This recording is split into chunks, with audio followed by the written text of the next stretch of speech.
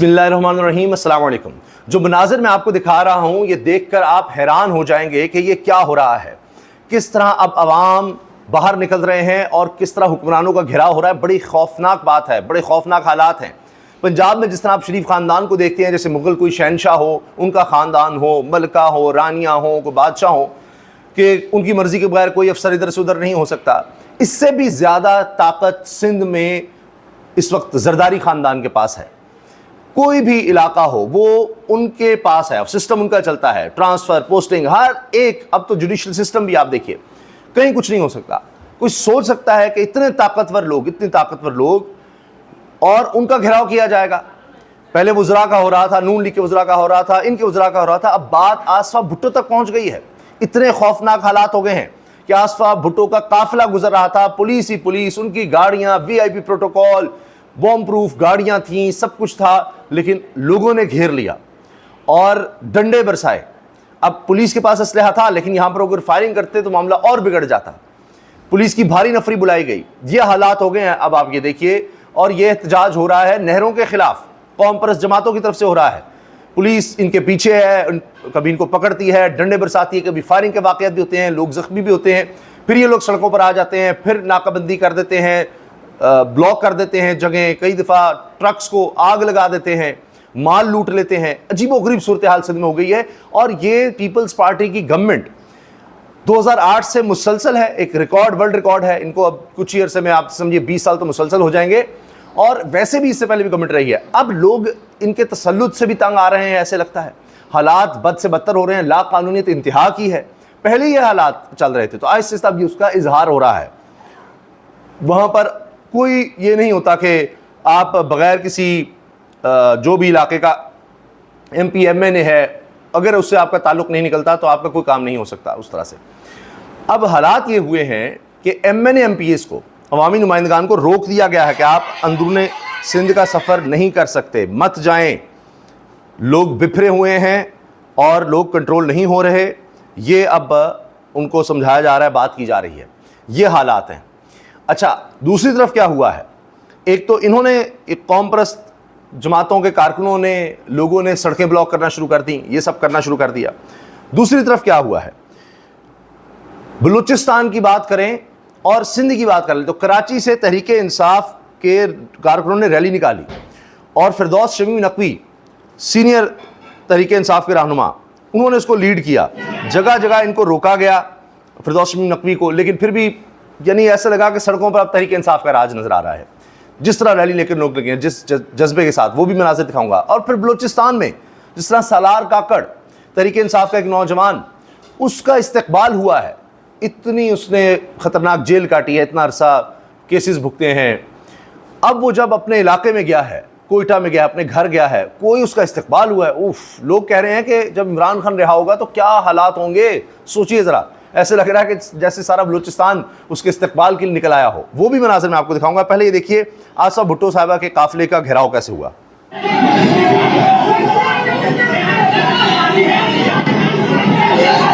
ये देखें आप, लोगों ने किस तरह गाड़ियों को घेर लिया।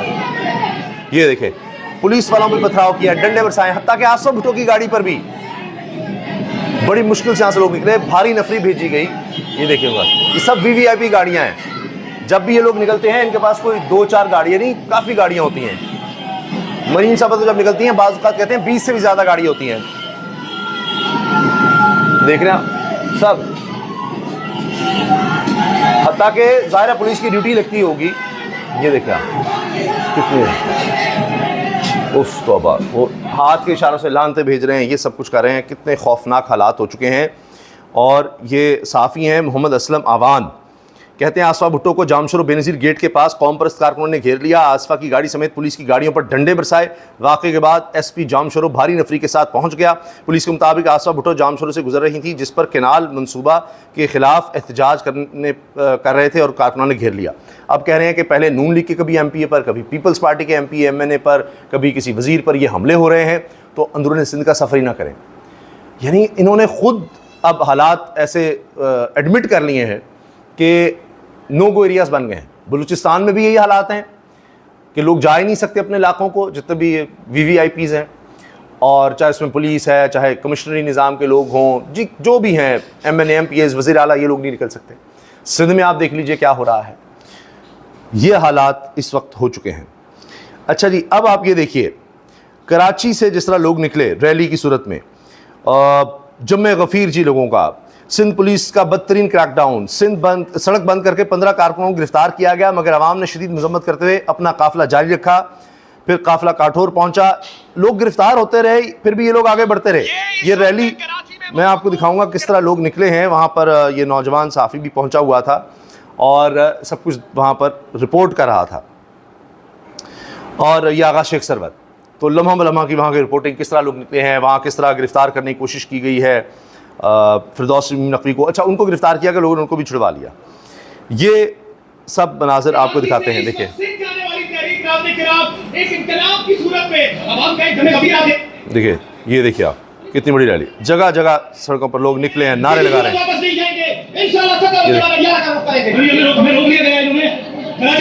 जगह जगह रोका है लोग।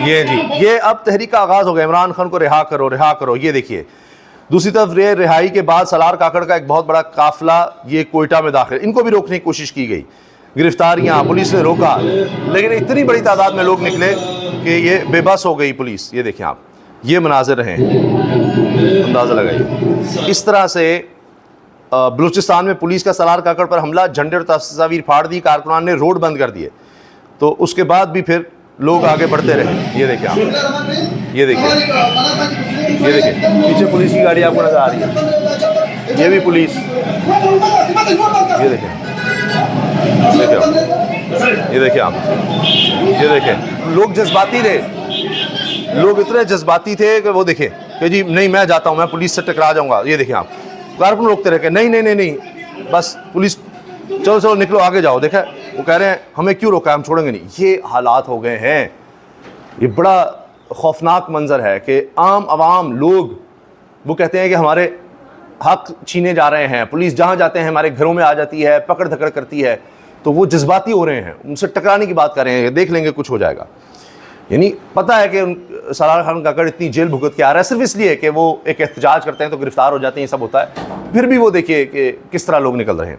सलार काकड़ का काफिला कोयटा की हदूद में जब दाखिल हुआ तो तहरीक इंसाफ के परचम ही परचम थे, वो तादाद बढ़ती चली गई नौजवानों की। ये देखिए आप, ये देखिए आप, ये देखिए किस तरह से ये कितनी बड़ी तादाद में लोग आए। तो इसलिए लोग कह रहे हैं कि जब इमरान खान रिहा होंगे तो क्या होगा, इसीलिए तो उनको रिहा नहीं किया जा रहा कि फिर क्या बनेगा, उससे पहले कोई डील वगैरह बन जाए तो फिर। ये जब फिरदौस शमीम नकवी को गिरफ्तार करने की कोशिश की गई, ये उस वक्त पुलिस से पूछ रहे थे, दफ़ा 144 है, लोग किस तरह सड़क पे, क्या निकलना गलत है, कोई इजाज़त नहीं है, यहाँ जमहूरियत तो खैर है ही नहीं, लेकिन बात यह है कि कुछ उसके लिए भी आप कुछ तो करते हैं कानूनी तौर पर कि दफ़ा 144 लगी हुई है, ये है वो, आप कुछ गलत करें, यानी लोग निकल रहे हैं, एक जगह से दूसरी जगह जा रहे हैं। बस यही है ना कि काफ़िले की सूरत में जा रहे हैं, कई गाड़ियाँ इकट्ठी हैं तो ये जा रही हैं, तो इसमें मसला क्या है। लेकिन नहीं जनाब, ये हो नहीं सकता, ये मंजर बर्दाश्त नहीं है कि लोग इकट्ठे कैसे हो रहे हैं तरीके इंसाफ के। असल बात क्या है कि मोमेंटम बन रहा है, कराची में लोग निकले हैं, बलूचिस्तान में निकले हैं, तो ये तो अब तहरीक इंसाफ वाकई वापस आ रहे, आवाम ने तालियां किया, और इस वक्त नाज़रीन किराम फिरदौस शमीम नकवी साहब जो है वो इस वक्त फिरदौस शमीम नकवी साहब को आप देख सकते हैं कि आवाम देख रहे हैं आप, आवाम ने लोगों ने छुड़ा लिया पुलिस से फिरदौस शमीम नकवी को, तो उन्होंने कहा ये जुल्म फस्तायत का दौर चल रहा है। फिर ये खबरें देखिए, रिहाइयाँ हो रही हैं, होती चली जा रही हैं। 26 नवंबर एहतजाज केस, रिहाइयाँ शुरू, अटक जेल, PTI के 4 कारकुन रिहा, हाई कोर्ट ने गुज़िश्ता रोज़ 86 कारकुनों की जमानत मंजूर की थी। तो अब वो रिहाइयाँ होती चली जा रही हैं, होती चली जा रही हैं। और देखिए उसके बाद ये लोग विक्ट्री का साइन बनाते हैं, इनको हार पहनाए जाते हैं। इसका मतलब क्या है कि दोबारा एहतजाज होगा, दोबारा लोग निकलेंगे, पहले से ज़्यादा निकलेंगे। आप देख लीजिए किस तरह जो गिरफ्तार हुए थे उनका इस्तकबाल किस तरह से हो रहा है, उसी से आप अंदाज़ा लगाए, लोग खुद छुड़वा रहे हैं। अच्छा, बैरिस्टर गौहर वैसे इस हवाले से उन्होंने कम बात की है कि क्या करना है क्या नहीं, यानी एजुटेशन पर आप देखिए बैरिस्टर गौहर उस तरह नज़र नहीं आते, एजुटेशन के हवाले से बात करनी हो, एहतजाज, रैलियाँ। अब वो भी मैदान में आके कह रहे हैं बुशरा बीबी को जेल में इसलिए रखा है ताकि इमरान खान पर प्रेशर डालें, हमारे लोगों को सज़ाएं गलत दी गई हैं, अब ये सब ख़त्म होना चाहिए, ये गौहर खान कह रहे हैं। वो भी बोल रहे हैं कि बस अब बहुत हो गया, अब मज़ीद बर्दाश्त नहीं किया जा सकता। ये जी अमार मसूद साहब हैं और मुख्तलिफ चैनल्स में काम कर चुके हैं। अब ये अगर ये कह रहे हैं तो आप सोचिए कि क्या हालात बनने वाले हैं। DGISPR की प्रेस कॉन्फ्रेंस से पता चलता है कि हाफिज साहब और इनकी टीम ने अपना टारगेट फोकस करके अब लॉक कर लिया है। मतलब ये कि टारगेट फोकस ये है, बाज़ाहिर लग रहा है कि अब बलूचिस्तान और वहाँ पर कोई ऑपरेशन, बहुत कोई वो जो आर्मी चीफ पहले कहते हैं ना हार्ड स्टेट, अब बहुत सख्ती होने वाली है, बहुत ज़्यादा सख्ती होने वाली है। पहले पाक भारत जंग का आपने मंजर देख लिया, अब इंटरनली बहुत बड़ा क्रैकडाउन और बड़ी सख्ती, जिस तरह आपने देखा कि DGISPR ने वाज़े कर दिया कि महारंग बलोच वो प्रॉक्सी हैं दहशतगर्दों की, तो इसका मतलब है बलोच एग्जिटी कमेटी उनके खिलाफ भी क्रैकडाउन होगा। कोई चांस नज़र नहीं आ रहा महारंग बलोच की रिहाई का। वो MPO के तहत ही गिरफ़्तार थी, अभी कोई उन पर और मुकदमा तो सामने नहीं आया। तो अब लगता ही है कि दीगर लोगों के ख़िलाफ़ भी BYC हो, बलोच एग्जिटी कमेटी या दीगर लोग हों जो भी इस तरह से एहतजाज कर रहे हैं, मिसिंग पर्सन की बात करते हैं, तो अब उनके खिलाफ भी बहुत ज़्यादा सख्ती होगी, क्योंकि ये कह दिया गया कि ये दहशतगर्दों की प्रॉक्सी हैं, ये उनके लिए बात करते हैं, उनके लिए हमदर्दियाँ समेटने की कोशिश करते हैं। आखिर में जी, चेयरमैन PTI बैरिस्टर गौहर और शाह महमूद कुरैशी की मुलाकात में साद रफ़ीक से की गई मुलाकात पर तफसीली बातचीत। शाह महमूद कुरैशी और बैरिस्टर गौहर के दरमियान सियासी उमूर पर तबादला ख्याल भी हुआ, ज़राए ये बता रहे हैं। अब हमारे ज़राए कहते हैं कि नून लीग में कुछ लोग हैं जिनमें राना सनाउल्लाह भी हैं, साद रफ़ीक भी हैं, वो कहते हैं कि कुछ माहौल ठंडा किया जाए, क्योंकि ये वो लोग हैं जो इलाकाई सियासत भी करते हैं, इन्होंने वोट भी लेने होते हैं। ऑन ग्राउंड इस वक्त लोग अब बहुत बुरा भला कह रहे हैं कि बस कर दें आप। इनके अपने लोग भी अब ये कह रहे हैं कि क्या हो गया है, इतना जुल्म। हस्पतालों में आप देखें, लोग जाते हैं, उनको फिर निकाल कर वापस ले जाया जा रहा है, कैद काट लेते हैं, फिर उनकी गिरफ्तारी करते हैं। औरतों को तो ख़ास तौर पर कभी इस तरह से नहीं हुआ। कारकुनों का आपने बुरा हाल कर दिया, आपस में लड़ाई हुआ करती थी, कारकुनों के साथ ये सलूक नहीं होता था। मियाँ नवाज शरीफ अगर गिरफ्तार होते थे तो आप देखिए, मरीम साहबा जो सुलते थी वो अलग बात है, लेकिन कारकुनों पर उस तरह सख्ती नहीं कभी हुई जो अब हो रही है। तो इसलिए अब साद रफ़ीक या राना सनाउल्लाह, अब ये बातें हो रही हैं और वो फिर शाह महमूद कुरैशी बैरिस्टर गौहर मिल रहे हैं और डिस्कस कर रहे हैं कि आगे किस तरह से निकला जाए। क्योंकि आने वाले हालात में लगता यह है कि मौजूदा हुकूमत को, मौजूदा सेटअप को भी कुछ ऐसा चाहिए कि हम इतने जालिम नहीं हैं, हम इतने जाबिर नहीं हैं, हम इतने मुतशद्दिद नहीं हैं, ताकि कभी लोगों के सामने जाना पड़े तो कोई हम मुँह दिखाने के तो काबिल हों। तो वो भी इस तरह का कोई रास्ता देख रहे हैं या रास्ता निकालने की कोशिश कर रहे हैं, क्योंकि बहुत हो गया है। इजाज़त दीजिए, अल्लाह हाफ़िज़।